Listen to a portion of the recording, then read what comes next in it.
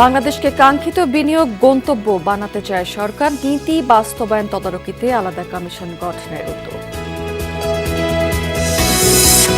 জনতুষ্টি অর্জনে বাজেটে প্রতিশ্রুতির ছড়াছড়ি, বলছেন অর্থনীতিবিদরা। মূল্যস্ফীতি নিয়ন্ত্রণ এবং বিনিয়োগ বাড়ানোর লক্ষ্য অর্জন নিয়ে সংশয়। উচ্চ মূল্যস্ফীতির সময় এতটা বাড়ানোটা কি খুব প্রুডেন্ট হয়েছে নাকি, এই কোশ্চেনটা আসতেই পারে।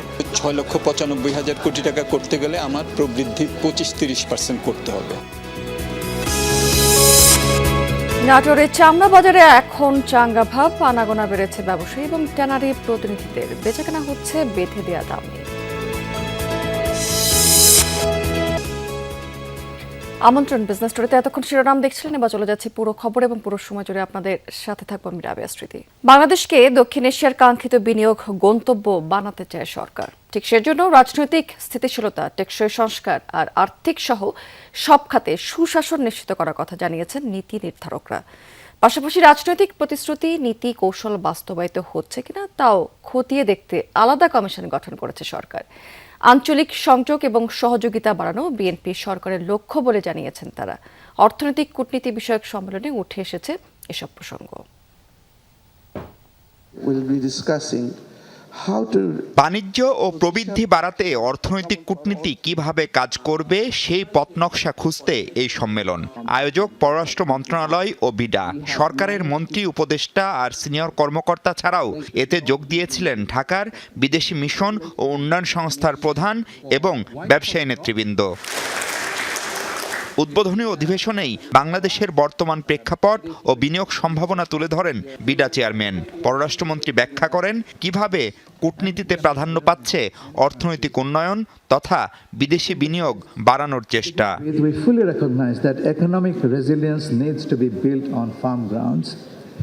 Therefore, our immediate priority is to restore full confidence and trust. We want to assure our citizens, our local business community, and our international partners that Bangladesh is stable, predictable, and open for business. এ সময় জনগণের কল্যাণ দলের ও সরকারের অগ্রাধিকার বলে জানান BNP মহাসচিব ও স্থানীয় সরকার মন্ত্রী। To transform Bangladesh into a safe, reliant, resilient, industrial country where every citizen is offered a fair share in prosperity and dignity. পররাষ্ট্র সচিবের সঞ্চালনায় প্রথম অধিবেশনে বিনিয়োগ ও অর্থনীতির সাথে কূটনীতির সম্পর্ক নিয়ে আলোচনা করেন নীতি নির্ধারকরা। সে সময় আসে কানেক্টিভিটি বাড়ানোর পাশাপাশি সরকারের কাজে স্বচ্ছতা ও জবাবদিহিতা নিশ্চিতের অঙ্গীকার। We must be capable, we must have competencies built in to translate this regional cooperation and connectivity into tangible trade agreements. We are actually trying to build a bridge between the investors, our development partners, our friends. We facilitate the private sector, the NGO and the development partners to play their role and ensure that we achieve the ultimate goal, which is the empowerment and integration of all the communities in Bangladesh's development. অপর অধিবেশনে সরকারের রাজনৈতিক অঙ্গীকারের সাথে কিভাবে নীতি সমন্বয় করা হবে তার ব্যাখ্যা তুলে ধরেন অর্থমন্ত্রী। None of the financial institutions in Bangladesh are going to have any political appointment. But it's difficult to find good professionals, I have to admit. We are going to have a task force who will oversee these deregulations that we have promised and recommended. এই সম্মেলনে অংশগ্রহণকারীদের কাছে partner engagement note জমা দেওয়ার আহ্বান জানান উদ্যোক্তারা। এর ভিত্তিতে আগামীতে আরও আলোচনা করে করণীয় নির্ধারণ করবে সরকার। মাহফুজ মিশু, যমুনা নিউজ, ঢাকা। প্রস্তাবিত বাজেটের উদ্যোগগুলো বেশ ইতিবাচক। জনতুষ্টিতে কমতি নেই এই প্রতিশ্রুতির। মূল্যস্ফীতির চাপে নাকাল মানুষকে স্বস্তি দিতে পণ্য মূল্য কমানোর উদ্যোগ রয়েছে এই বাজেটে। স্থবির অর্থনীতিতে গতি ফেরানো এবং ব্যবসা বাণিজ্য চাঙ্গা করতে নানা খাতে দেওয়া হয়েছে করছাড়, যা আশা জাগিয়েছে উদ্যোক্তাদের মাঝে। তবে সংশয় রয়েছে লক্ষ্যমাত্রা অর্জন এবং এর বাস্তবায়ন নিয়ে। বিদ্যমান সংকটের সমাধান না হলে শুধু করছাড় দিয়ে বিনিয়োগ চাঙ্গা করা যাবে কিনা তা নিয়েও রয়েছে সন্দেহ ব্যবসায়ী এবং অর্থনীতিবিদদের মাঝে। অর্থনীতিতে বিরাজমান নানামুখী সংকট, স্থবির বেসরকারি বিনিয়োগ, নেই নতুন কর্মসংস্থান, বাড়ছে বেকারের সংখ্যা, মূল্যস্ফীতির চাপেও নাকাল সাধারণ মানুষ। এমন বাস্তবতায় বাজেট ঘোষণা করেছে বিএনপি সরকার। শহীদ রাষ্ট্রপতি জিয়াউর রহমান দেশে প্রথম তৈরি পোশাক খাতে আর্থিক টানাপোড়েনের মধ্যেও বড় ব্যয়ের লক্ষ্যমাত্রা নির্ধারণ করেছেন অর্থমন্ত্রী। সাধারণ মানুষকে স্বস্তি দিতে নানামুখী উদ্যোগ আছে বাজেট প্রস্তাবনায়। সামাজিক নিরাপত্তায় যুক্ত হয়েছে নতুন নতুন কর্মসূচি, আছে স্থবির অর্থনীতি পুনরুদ্ধারের পরিকল্পনাও। তবে অর্থের যোগান নিয়ে আছে দুশ্চিন্তা। বিদ্যমান বাস্তবতায় প্রায় 7 লাখ কোটি টাকার রাজস্ব আদায় সম্ভব নয়। ফলে এ বাজেট কতটা বাস্তবায়নযোগ্য সেই প্রশ্ন আছে অর্থনীতিবিদদের। উচ্চ মূল্যস্ফীতির সময় এতটা বাড়ানোটা কি খুব প্রুডেন্ট হয়েছে নাকি, এই কোশ্চেনটা আসতেই পারে। সেখানে এতটা না বাড়ায়, যেটা ধরেন এই বছরের বাজেট ছিল, নতুন হাই ইম্প্যাক্ট জায়গায় রিঅ্যালোকেট করলে হয়তো বাড়াতে হতো, কিন্তু এতটা বাড়াতে হতো না। বর্তমান অর্থনীতির ধারায় 6,05,000 কোটি টাকা ট্যাক্স রেভিনিউ উঠবে। ইকোনমিক গ্রোথ তো এই বছরও দুর্বল, আগামী বছরও দুর্বল থাকবে। এটা আসলে বাস্তবসম্মত না। সুতরাং অর্থ যদি না আসে, বাস্তবায়নের প্রথম ধাক্কা তো এখানে। 6,95,000 কোটি টাকা করতে গেলে আমার প্রবৃদ্ধি 25-30% করতে হবে। সো এটা খুবই একটা দুরূহ কাজ যদি আদায় করা না যায়। আর যদি ব্যয় যদি যেটা করা হয়েছে সেটা যদি হয়, তো তাহলে তো আমাদেরকে ঘাটতি অর্থায়নে যেতে হবে। বিনিয়োগ এবং ব্যবসা বাণিজ্য চাঙ্গা করতে নেওয়া হয়েছে নানা উদ্যোগ। শুল্ক ও করে ছাড় দেওয়ার পাশাপাশি আমলাতান্ত্রিক জটিলতাও কমিয়ে আনার ঘোষণা আছে বাজেটে, যা ইতিবাচক হিসেবে দেখছেন অর্থনীতিবিদ ও ব্যবসায়ীরা। তবে বিদ্যমান সংকটের সমাধান না হলে শুধু শুল্ক সুবিধা দিয়ে বিনিয়োগ চাঙ্গা করা যাবে না বলেও মনে করেন তারা। শুল্ক থেকে শুরু করে অগ্রিম কর থেকে শুরু করে বিভিন্ন জায়গায় ওনারা হাত দিয়েছেন, যেগুলো আমাদেরকে একটা স্থানীয় শিল্পায়নকে শক্তিশালী করার একটা উদ্যোগ ওনারা নিয়েছেন। তবে সেটা কি একটি বিনিয়োগ বান্ধব পরিবেশ তৈরি করবে কিনা সম্পূর্ণভাবে, সেটার একটা প্রশ্ন থেকে যায়। আপনাকে অবকাঠামো উন্নয়নের ব্যাপার আছে, জ্বালানি নিরাপত্তার ব্যাপার আছে, এবং যত রকম ইউটিলিটিস আছে সব কিছু আপনাকে সাইমালটেনিয়াসলি প্রোভাইড করতে হবে। কর ছাড়, কর পরিবেশ সহায়ক করা, এটা একটা স্টেপ ফরওয়ার্ড, এটা ভালো, ওয়েলকাম। কিন্তু শুধুমাত্র ওইটার ভিত্তিতে আমরা বিনিয়োগ বাড়াতে পারবো না যদি অন্যান্য পিলার যেগুলো স্ট্রাগলিং বা ব্যাপক সংকট আছে সেগুলোকেও আমরা একসাথে একযোগে ঠিক না করি। জ্বালানি তো যে কোনো ব্যবসার একেবারে ফান্ডামেন্টাল। জ্বালানির সংকটটা কিন্তু ওয়েল নোন। এটার জন্য বিজনেস এন্টারপ্রেনার্সরা খুব নার্ভাস, নতুনরা তো আসতেই চাচ্ছে না। সুতরাং জ্বালানি সংকটের সমাধান করতে হবে। দেশীয় বিনিয়োগ চাঙ্গা না হলে বিদেশি বিনিয়োগ আনার লক্ষ্যও অর্জিত হবে না বলেও মনে করেন অর্থনীতিবিদ ও ব্যবসায়ীরা। স্থানীয় শিল্পায়নকে যতদিন কনফিডেন্স না বাড়াবেন, আপনি যতই বিদেশি বিনিয়োগ আকর্ষণ করার চেষ্টা করেন, সেটা কিন্তু আসবে না। আলমগীর হোসেন, যমুনা নিউজ, ঢাকা। প্রস্তাবিত বাজেটকে অর্থনীতির স্থিতিশীলতা রক্ষার প্রতিশ্রুতি হিসাবে দেখছে হিসাববিদদের সংগঠন আইসিএবি। তারা বলছে যে কাঙ্ক্ষিত রাজস্ব আদায় আর বাজেট বাস্তবায়নই বড় চ্যালেঞ্জ। সংবাদ সম্মেলনে সংগঠনের সভাপতি এন.কে. মবিন বলেছেন, বৈশ্বিক জ্বালানি সংকট, যুদ্ধাবস্থার মাঝে বাজেটে বাস্তবায়ন কঠিন চাপে পড়তে হবে সরকারকে। ব্যবসা বান্ধব বাজেট দিলেও সরকার ব্যাংকিং খাত থেকে যে বিশাল পরিমাণ ঋণ নেয়ার পরিকল্পনা করছে, তাতে বেসরকারি খাতে ঋণ প্রবাহ সংকুচিত হবে। রাজস্ব আদায়ে স্বচ্ছতা আনতে কর নির্ধারণ, আপিল এবং ট্রাইব্যুনাল পর্যায়ে অনলাইন শুনানির দাবি জানিয়েছেন তিনি।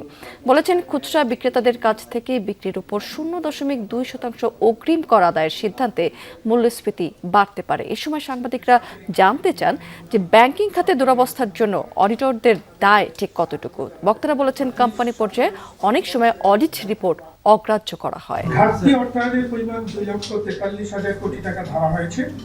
এর মধ্যে 1,12,000 কোটি টাকা আভ্যন্তরীণ ঋণের মধ্যে ব্যাংকিং ব্যবস্থা থেকে অর্থায়ন করা হবে। এটি বেসরকারি খাতের জন্য ঋণের সহজলভ্যতাকে সীমিত করতে পারে এবং বেসরকারি বিনিয়োগকে বাধাগ্রস্ত করতে পারে। গাজীপুর সিটি কর্পোরেশনের মালেকের বাড়ি এলাকাতে একটি পোশাক কারখানায় অগ্নিকাণ্ডের ঘটনা ঘটেছে। সকাল 11টার দিকে ম্যাট্রিক্স স্টাইলস সোয়েটার নামের ওই পোশাক কারখানাতে 6ষ্ঠ তলা থেকে আগুনের সূত্রপাত হয়েছে।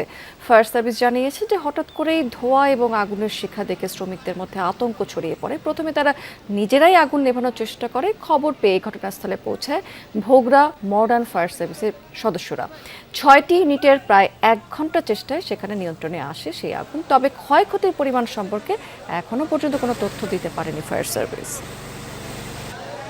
নাটোরের চক বৈদ্যনাথ চামড়া বাজারে এখন চাঙ্গা ভাব। ইতিমধ্যে বিভিন্ন জেলা থেকে লবণযুক্ত চামড়া এসেছে সেখানে। এখানকার আড়তগুলোতে বাণিজ্য মন্ত্রণালয়ের বেঁধে দেওয়া দামে চামড়া বেচাকেনা হচ্ছে বলে দাবি করেছেন ব্যবসায়ীরা। ব্যবসায়ী, আড়তদার, ট্যানারি মালিক এবং তাদের প্রতিনিধিদের আনাগোনায় মুখরিত এখন এই চামড়ার বাজারটি। দেশের দ্বিতীয় বৃহত্তম চামড়া বাজার নাটোরের চক বৈদ্যনাথ। আড়তদার, ব্যবসায়ী, ট্যানারি মালিক ও শ্রমিকদের পদচারণায় মুখর প্রতিটি আড়ত। এখানকার 2 শতাধিক আড়ত থেকে শুধুমাত্র কোরবানি ঘিরে দেশের মোট 30 ভাগ চামড়া ঢাকার ট্যানারিগুলোতে পাঠানো হয়। এরই মধ্যে 35 থেকে 40 জেলার লবণযুক্ত চামড়া জড়ো হয়েছে চক বৈদ্যনাথে। এবার চামড়ার গুণগত মান ভালো থাকায় লবণযুক্ত চামড়া ন্যায্য মূল্যে বিক্রি করতে পারছেন বলে জানায় ব্যবসায়ীরা। বিভিন্ন ট্রেনারের বিভিন্ন প্রতিনিধি ইতিমধ্যে আমাদের এই মার্কেটে এসে পৌঁছেছে, তারাও চামড়া কিনতেছে। আরও দিন যত যাবে চামড়ার আমদানি অত বৃদ্ধি পাবে এবং এগুলো আমরা নগদে বেচা কিনা করব। বিভিন্ন জেলার চামড়া আমাদের নাটোর মার্কেটে আসা শুরু করছে। চামড়ার গুণগত মান ইনশাল্লাহ অনেক ভালো। 1500 অধিক চামড়া এই নাটোর ট্যানারিতে আনছি, তাহলে যে আশা করি ভালো দামে বিক্রি করতে পারবো।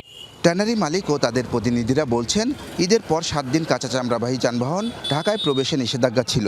সেই সময়সীমা পার হওয়ার পরপরই তারা চামড়া কেনা শুরু করেছেন। গুণগত মান ভালো হয় এই অঞ্চলের চামড়া চাহিদার শীর্ষে থাকে বলেও জানান তারা। নর্থ বেঙ্গলের ডিস্ট্রিক্টের মালটা নাটোরের মধ্যে আছে। নাটোরে সব বিভিন্ন খরিদ্দার আছে। আইসা আমরা সঙ্গে করে মালটা আমরা ভালো পাই। নাটোরের চামড়া ভালো হয়, এই জন্য আমরা নাটোরে আসি ঢাকা থেকে। সামনে বাজার আরও জমে ওঠার আশা চামড়া ব্যবসায়ী নেতাদের। অটোমেটিক বা কোম্পানি বা তাদের প্রতিনিধি নাটোর মার্কেটে এসেছে এবং আগামীতে কোম্পানিরা সরাসরি আসলে আমরা ন্যায্য দামে বিক্রি করতে পারবো এবং আমরা লাভবান হব এবং বাইরের বিভিন্ন জেলা থেকে যারা চামড়া আনবে ওনারাও নগদে ন্যায্য দাম পাবে। ঈদের দিন থেকে প্রতিদিন চামড়া বাজারের পরিস্থিতি নজরদারিতে প্রশাসনের তৎপরতা রয়েছে বলে জানান জেলা প্রশাসক। প্রতিদিন আমাদের এক্সিকিউটিভ ম্যাজিস্ট্রেটগণ মোবাইল কোর্টে থাকছে। এছাড়াও আমাদের মনিটরিং টিম সার্বক্ষণিক চামড়ার আড়তের ব্যবস্থাপনা যাতে যথাযথ থাকে সেটি মনিটর করছে। আড়তদার ও ব্যবসায়ীদের আনাগোনায় মুখরিত হয়ে উঠেছে দেশের দ্বিতীয় বৃহত্তম নাটোরের চক বৈদ্যনাথ চামড়া বাজারটি। এবার চামড়ার গুণগত মান ভালো হয়, নগদ ও ন্যায্য মূল্যে ট্যানারি মালিকদের কাছে চামড়া বিক্রি করতে পারছেন বলে জানান ব্যবসায়ীরা। নাজমুল হাসান, যমুনা নিউজ, নাটোর। নিয়ম অনুযায়ী মূল্য তালিকা থাকা বাধ্যতামূলক হলেও চট্টগ্রামের বেশিরভাগ কাঁচা বাজারে তা মানা হচ্ছে না। কোনো দোকানে মূল্য তালিকা না থাকায় দাম নেওয়া হচ্ছে ইচ্ছে মতো। কেজিতে 30 থেকে 40 টাকা বেশিতে বিক্রি হচ্ছে বিভিন্ন ধরনের সবজি। মাছ মাংসের দোকানেও কিন্তু একই চিত্র। এজন্যই সিন্ডিকেটের কারসাজিকে দুষছেন সাধারণ ক্রেতারা। সপ্তাহের ব্যবধানে চট্টগ্রামের কাঁচা বাজারে বেড়েছে টমেটো, ঝিঙ্গা, করলা, কাঁচামরিচের দাম। যোগান বেশ ভালো, তারপরও এক এক ব্যবসায়ী দাম হাঁকছেন এক এক রকম। কোনো দোকানেই নেই মূল্য তালিকা। গত সপ্তাহ থেকে এই সপ্তাহের দামটা অনেকটা বাড়ছে। কৃত্রিম সংকট তৈরি করে দাম বাড়ানোর একটা প্রক্রিয়া হয়তো নিচ্ছে আর কি। আড়তদার হিসাবে আমাদের কিনা বেচা কিনা ঠিক আছে, ওরা যদি কমে ছাড়ে তো অবশ্যই আমরা কমে কিনবো, অবশ্যই কমে বিক্রি করবো। আরো আছে মূল্য তালিকা 3-4টাই আছে, কিন্তু এখন ফেলে রাখছি। কেন রাখা হচ্ছে না মূল্য তালিকা জানতে চাইলে সদুত্তর মিলছে না। পুরা বাজার সবাই একজনের দেখতে একজনে করে, এখন বাজারে সব দোকানে থাকতে হবে। সব দোকানে থাকলে আমিও লাগানো বাধ্যমূলক। সাধারণ মানুষ বুঝবে কিভাবে যে মূল্য তালিকা আছে বা কোনটার দাম কত? বুঝবে, কাস্টমার বুঝবে তো। কাঁচা মাল মূল্য তালিকাতে কমে লাগায়, মাঝে মাঝে লাগায় যদি বলে। একা লাগাইলে দেখা যাবে যে উনি 20 টাকা বিক্রি করছে আর আমি 15 টাকা লাগাইছি, তখন একটা ঝগড়া সৃষ্টি। দোকানদারে ঝগড়া, আবার কাস্টমার কি করবে ঝগড়া। মাছের বাজারেও স্বস্তি নেই। সাগরের মাছ ধরার নিষেধাজ্ঞা তুলে নিলেও দাম নাগালের বাইরে। মিঠা পানির মাছের দামও চড়া। এখানেও নেই মূল্য তালিকা। মাংস ও মুরগির দামও ঊর্ধ্বমুখী। অনেক দাম বাড়তি তো, ওই সাগরের মাছ যখন আসবে, সব রকম মাছ যখন আসবে তখন একটু মাছের রেট কমবে। 10-15 দিন যাবে এগুলো লাইন হইতে, তারপরে মাছ ধরে আসবে, তারপরে মাছের দরটা পড়বে। এক এক দোকানে এক এক প্রাইস এবং এক একভাবে দাম বলে আমাদেরকে বিভ্রান্ত করে ফেলবে। মূল্য তালিকা থাকলে আমাদের জন্য ভালো হতো, যে আমরা বেরি করতাম যে কোনটা কোনখানের মাছ। বাজার মনিটরিং না থাকার সুযোগ নিচ্ছেন ব্যবসায়ীরা, দাবি ক্রেতাদের। নিয়মিত তদারকির তাগিদ দিচ্ছেন তারা। এরা সেভাবে যদি গুরুত্ব দিয়ে দেখতো তাহলে কিন্তু আরেকটু ডেভেলপ হতো। আসার আগেই দেখছি সবকিছু টানাই দেয়, কোনটা কোন মূল্য এগুলো আগে বলে দেয়। একমাত্র প্রশাসনের দুর্বলতার কারণে আমরা এই হয়রানির শিকার। জোবায়েত ইবনে শাহাদাত, যমুনা নিউজ, চট্টগ্রাম। দর্শক, এবার জানিয়ে দেবো আপনাদেরকে সাপ্তাহিক পুঁজিবাজারের খবরাখবর। গেল সপ্তাহে ঊর্ধ্বমুখী প্রবণতা ছিল পুঁজিবাজারে। ডিএসসির প্রধান সূচকের সাথে বেড়েছে সেখানে অধিকাংশ প্রতিষ্ঠানের শেয়ারের দর। সপ্তাহের ব্যবধানে প্রায় ১,৮০০ কোটি টাকার বেশি বেড়েছে সার্বিক লেনদেনের পরিমাণও। প্রথমে ডিএসসির খবরাখবর এক নজরে আপনাদেরকে একটু জানিয়ে দিতে চাই আমরা। দেশের প্রধান পুঁজিবাজার ঢাকা স্টক এক্সচেঞ্জের সাধারণ মূল্য সূচক প্রায় ৪৫ পয়েন্টের মতো বেড়ে দাঁড়িয়েছে ৫,৫২০ পয়েন্টে। বেড়েছে ডিএসসি-এস এবং ডিএস-30 সূচকও। গেল সপ্তাহে সার্বিক লেনদেন হয়েছে ৬,৪৩৮ কোটি টাকা শেয়ার। এর আগের সপ্তাহে কিন্তু লেনদেন হয়েছিল ৪,৬২৩ কোটি টাকা শেয়ার। হাত বদল হওয়া প্রতিষ্ঠানের মধ্যে দাম বেড়েছে ১৮৩টি, কমেছে ১৭৩টি এবং অপরিবর্তিত ছিল মাত্র ৩০টি কোম্পানির শেয়ারের দর। ডিএসসিতে লেনদেনের ভিত্তিতে গত সপ্তাহে শীর্ষে ছিল এনসিসি ব্যাংক। হাত বদল করেছে এই কোম্পানিটি। মোট ২৭ কোটি ৮৪ লাখ টাকা শেয়ার, ২৬ কোটি ৯৩ লাখ টাকা কিছু বেশি লেনদেন নিয়ে দ্বিতীয় অবস্থানে ছিল ডোমিনেস, তৃতীয় অবস্থানে ছিল আইপিটিসি ফাইন্যান্স।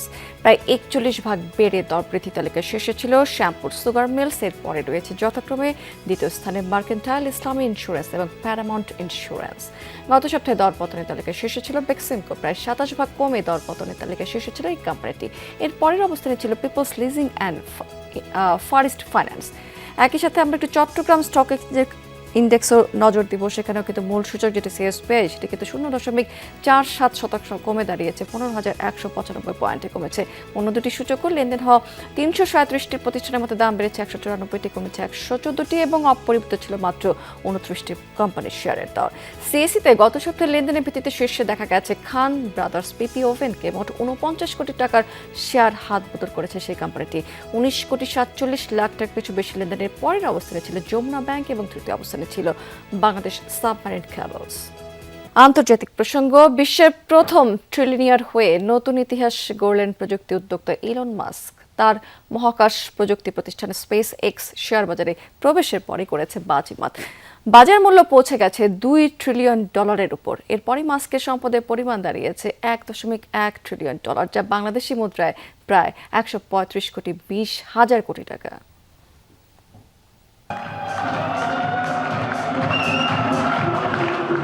ট্রিলিয়ন হিসেবটা বুঝতে পারছেন কি?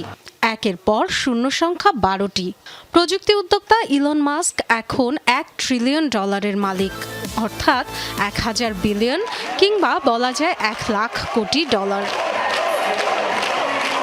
ব্যবসায়ী থেকে ধনকুবের, এরপর বিলিয়নিয়ার থেকে বিশ্বের শীর্ষ ধনী। এবার সম্পদের পরিমাণে ছাড়িয়ে গেলেন নিজেকেই।